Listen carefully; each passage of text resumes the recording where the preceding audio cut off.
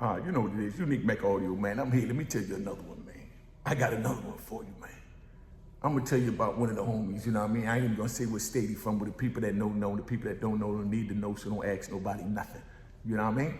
If you need to find out, you know how to find out. You should have been there. You know what I mean? Not wishing prison on nobody. But we got a homie, man, that's he going home in 2 weeks. He just did 14 years. He got a date. He on his way out the door. You know what I mean? He got an old head that he mess with all the time. You know what I mean? They share coffee together every morning. They get up, he get up and work out. He like to draw. He an artist, one of the best in the BOP. He drawing and all that. He doing his do. And you know, so every morning, you know, he bring a shot of coffee, or the old man bring a shot of coffee, and they share it and all that. But then they got what they call inventory. Inventory when they shut down the commissary, so they can do what they got to do and add everything up. You know what I mean? And, you know, get the little money right. You know, make sure everything right. So they shut down for like 2 weeks. You know, like every 90 days or something like that. So now this is shut down. So when they do that, they tell you ahead of time. So you know to go in, cop all your coffee, get your cookies, your zoom, your toothpaste, whatever you need. That's gonna last you for the 2 weeks if you're a week-to-week shopper. You know what I mean? So now they don't bought all the coffee, they done shut down, then they had a lockdown right after the shutdown. You know what I mean? After the inventory. So now they got a lockdown after the inventory. And now coffee locals, dudes drinking more coffee when they on lockdown, and they drinking coffee while they was out for the 2 week inventory. So they ran out of coffee. So my man, he goes to his old head. My man young, he 30 something years old. The old head about 60 something years old. But they cool. Every morning they get up, they the first ones up because everybody else sleep, but they old timers, they know how to do time. So, you know, the old head, you know, go get coffee from the young boy, you know what I mean? And, you know what I mean? And, you know, vice versa. So now, being that we was locked down, coffee getting shallow, and the young dude, he paints. So he stay up all night painting in the cell. You know what I mean? He paint a picture, you look like them joints, you know, you pay thousands of dollars for on the street. You know what I mean? But he doing it for people, family. You know, I was blessed to get a painting of him, you know, from him, of, you know, my family. But he go to the old head and he tell the old head, yo, let me get some coffee. He gives the old head some coffee, you know, all day, because his was low, because he been staying up late night, plus the regular drinking, plus the lockdown drinking. So he tell the old head, give him some coffee. The old head gives him some coffee. So now this goes on for 2 days. So now the old head carrying both of them because the store locked, and he done drunk up his because he been up late night painting. So, you know, the next morning he get up, he asked the old head for a shot of coffee. Old head told him no. So now he got pissed, you know what I mean? He felt he was entitled to the coffee. You can't tell me no. It's first thing on his mind. So he get to cussing out the old man, they arguing and all that, and the old man, a humble dude, he don't bother nobody, you know what I mean? And that's the only person he talked to is, you know, the homie he asking for asking him for the coffee. So they tell him, yo, it's low, man. I'm only gonna give you a half a shot. I can't give you a whole shot because it's gotta last me till the store open back up. So he like, all right. He gives him the coffee, you know, the Keefe coffee. You know, Keefe's ran by the Bush family, you know, Laura Bush. You know what I mean? The one that came in and said that I'm not here for the politics, I'm here for the drugs. That's when they did the mandatory minimum to lock all of us black people up. So then now he asks for the coffee, he gives him a half a shot. And he's like, man, that ain't enough, that ain't gonna do nothing, give me some more. And they get to talking and going back and forth, and he telling them, nah, man, you know, this all I got, you know what I mean? Come on, what you want me to do? So he get mad, he go in there, he talked to one of the homies, and he told the homie what happened. Say, yo, I've been carrying this old man for all this time. I've been giving him all my coffee, that's why I ain't got no coffee.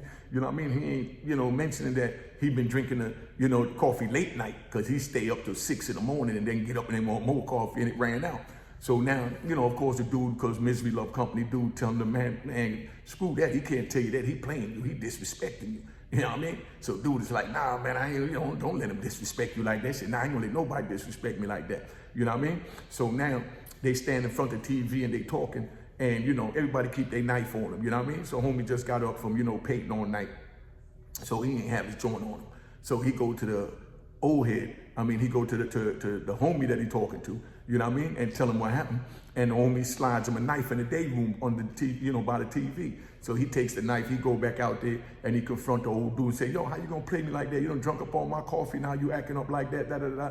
And the old head is like, come on, big dog. Yo, my joint is low. I gotta make sure it lasts, so I got something for me. I've been breaking bread with you the whole time, but you know, now I'm getting low, so I gotta ration it out so it lasts for me. And he said, man, yo, I think you playing me. And he cocked the knife back, boom, stabbed the old man in the neck. You know what I mean? The old man fell out, bled out, he died. Mind you, homie go home in 2 weeks. You know what I mean? So that quick, he done lost his date. You know what I mean? But the homie was already stressing a little bit because a couple of weeks before that, being that the homies stay up late night, you know, painting and all that, you know what I mean? When he got on his little paint clothes, he'd take them off and he'd tie the legs up on the, you know, on the pants, on his institutional pants, and he'll just stick the dirty clothes in the leg of the pants to make it, you know, a laundry bag. You know what I mean? To keep his dirty laundry. So he keep his dirty laundry in the beige khaki pants, you know, that he normally wears.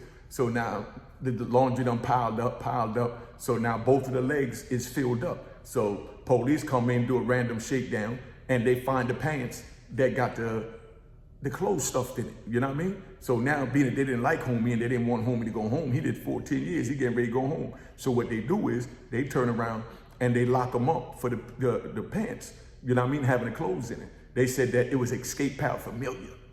You know what I mean? That he was making a dummy to put in the bed so he could escape. You know what I mean? So now they locked him up, they took his date, and they gave him another 58 days, you know, good time. 2 months he had to do. So in between waiting on that 2 months, that's where the coffee incident come in. So he had to stress from that, spill over to that, and all hell break loose. You know what I mean? So now he done lost his 58 days. He pissed at that. So being that he pissed at that, when the old head wouldn't give him the coffee, he done took the knife, went and stabbed him in the neck. You know what I mean? Now he goes to the hole. Now they grabbed me off the compound because, of course, they trying to make it dope related. So being that, you know, they had me down for allegedly selling all the dope on the compound. They come, they lock me up. So I'm in the hole. The next morning we go to rec.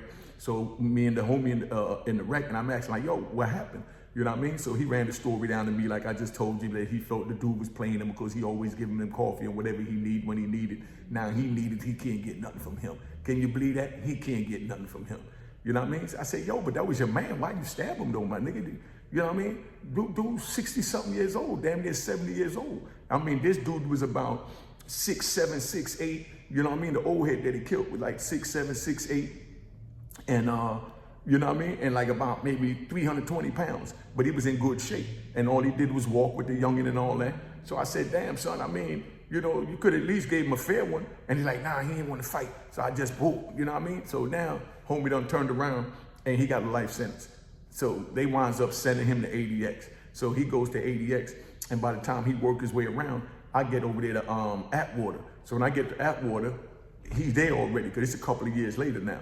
You know what I mean? Because they sent me from Allenwood to Lum Park, then Coleman, Lee County, and, you know, around, and I made it back out west and all that. So now I run into him again, and he pulled me up. He's like, man, I can't believe I did that. I would have been home.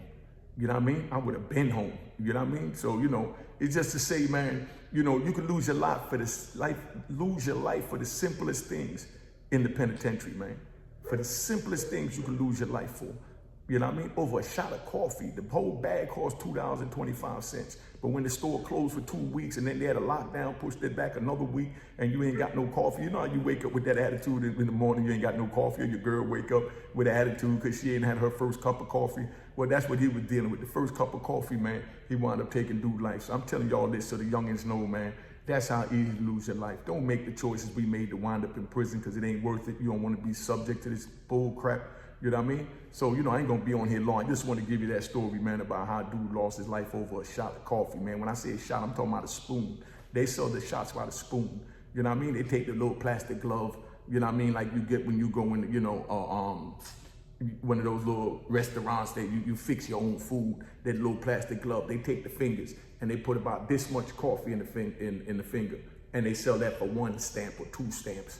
You know what I mean? Each stamp 25 cents, call it 50 cents. So now he lost his life over this much goddamn coffee, man. You know what I mean? So if that's what you want in your life, continue doing what you're doing. You know what I mean? And I'm telling you, it ain't worth it. You ain't trying to enter that world, because there's a whole bunch more stories I got to tell you, man. They never ended. But let me tap out on this one, man. Oh, yeah. Don't forget to subscribe. Y'all watching this, subscribe and like. Subscribe, like, and share. Don't forget, soon as this video go off, make sure you subscribe, man. And share this with somebody you feel needed. Cheers, cheers, toast the crime, toast the crime, the crime, the crime, the crime.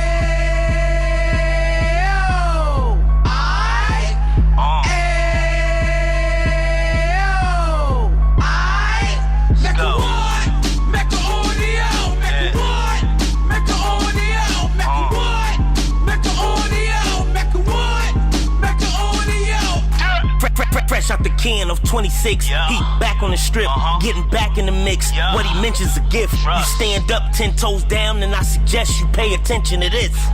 Take a little gully posse and put it in Harlem. He cut from the bottom, came up from the bottom. Dropped the book, you should go and get it. The Instagram page and the YouTube, you could go and visit.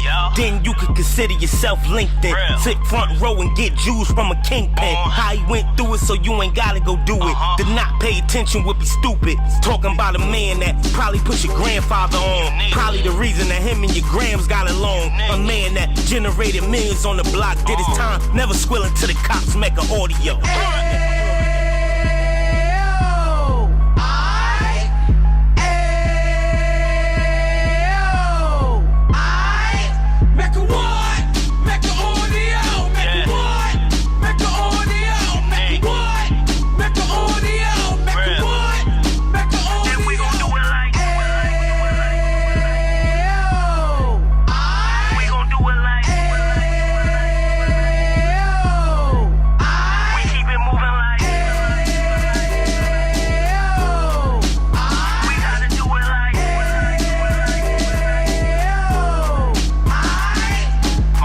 Get it live like 2 G's in the 90s. Drop top beamer so shiny. I let shorty go, she was whining.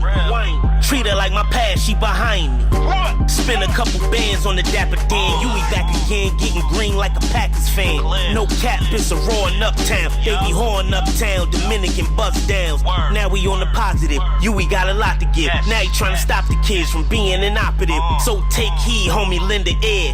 He started in uptown, he gon' finish dead. But now it ain't about selling drugs, buying cars. It's about buying property to make the community yours. So we can give back to the youth them.